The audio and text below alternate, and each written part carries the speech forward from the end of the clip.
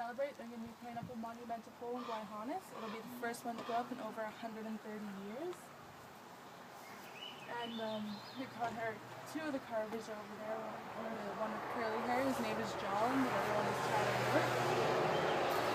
I'll explain a little bit about this pole to you guys, I guess. But the whole idea behind Gwaii, Haanas and this pole is that Gwaii, Haanas is cooperatively managed from mountaintop to seafloor. So at the top there you can see an eagle. At the bottom here you can see a sculpin. If you don't know what a sculpin is, it's just a very big bullhead. It looks kind of creepy in person, but the designs are very beautiful. This next crest right here is a grizzly bear, and we don't have grizzly bears here now, but actually just recently down in Gwaii, Haanas there's some 13 to 14,000 year old grizzly bear skull and bones. It's actually in a museum. It's found down in Gwaii, Haanas. So we believe back in traditional times when the sea levels were a lot lower, that at low tide the grizzly bears would kind of wander over here and get stuck, but they were killed off because we believe that they were man-eaters. Next crest right here is 5 protesters. It's representing people who were down on the line. So as you guys know, many community members and elders from the island went down to protest. Many of them got arrested. Next crest right here is a raven. That's because there are now ravens and eagles in Haida Gwaii and Gwaii, Haanas. Right here is actually the sacred one holding the earth. There's a little bit of a story behind that. I'm going to assume that you guys know about the earthquakes that have been happening here lately. I had the pleasure of being here for it last year. Oh, really? Yeah, yeah. Oh, cool. I wasn't here. Yeah. 7.7. Yeah. I was off island though, and my phone wasn't working. I was like phoning everywhere trying to find out if everyone was okay. But so the sacred one holding the earth is the person in charge of holding the stick that goes down from below ground up to the heavens. It keeps Haida Gwaii stable. Originally it was not his job, it was Stone Rib's job, but he was kind of slacking and paying more attention to his lady friend than he was to the stick, so there's a lot of big earthquakes that were happening. So some elders decided that they were going to hold a competition to see who would be the new keeper of the stick. The competition was to see who could hold an ember on their chest for the longest. Stone Ribs went first. He went for 3 straight days, 3 straight nights. Decided he couldn't take it anymore, threw it off, and then next the sacred one went. And a little bit of background on him: he's a raven. In our culture, ravens are a little bit of a trickster.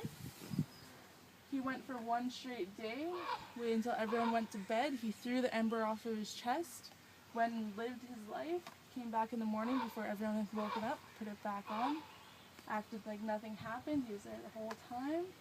I think he did that for 4 or 5 days. So he ended up winning the competition, but not honestly.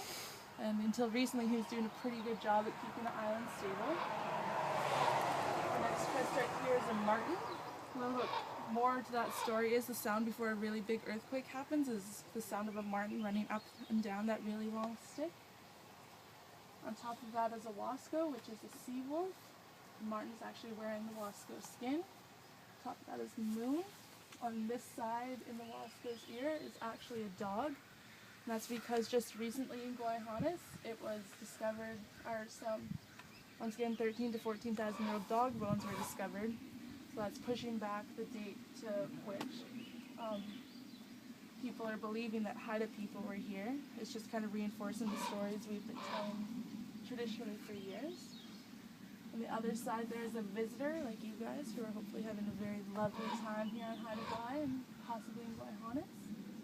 And you can see the tail fin from the wasco there. It's going up into the watchman's hands.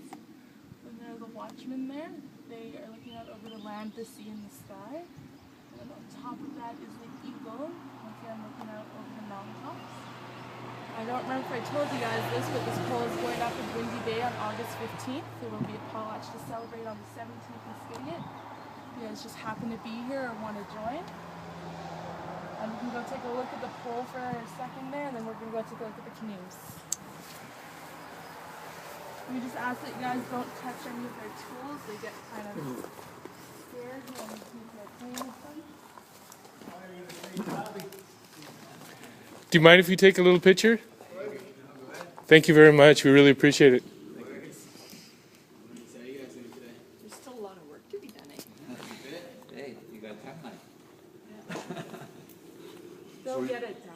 I'm sure they will. So are you guys under the gun, or are you just still nice and relaxed? It's good to work under a timeline. That's what they say, right? If it wasn't for the last minute, nothing would get done.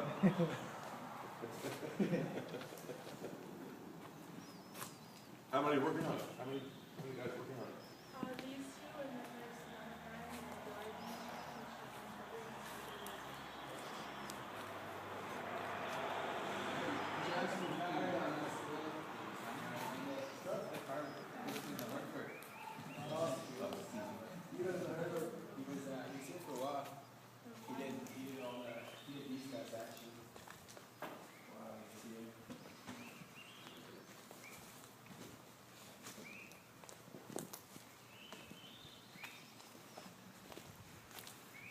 So do you complete parts of the time, or do you just sketch out the whole thing and then work at it all till it?